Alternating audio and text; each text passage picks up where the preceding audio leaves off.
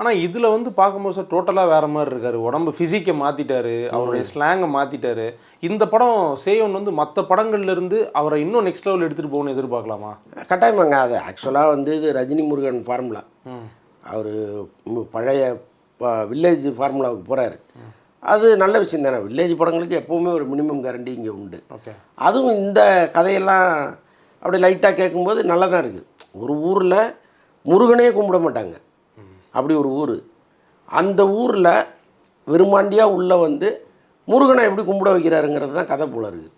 அது கேட்கும்போதே அவ்வளோ நல்லா இருக்குது. இந்த விரும்மாண்டின்ற பேருக்கு பின்னாடி ஒரு பெரிய பிரச்சனை ஓடி இருக்கு. அந்த மாதிரி பிரச்சனைகள் இப்போ வர்றதில்லை, நம்ம பார்க்குறோம்.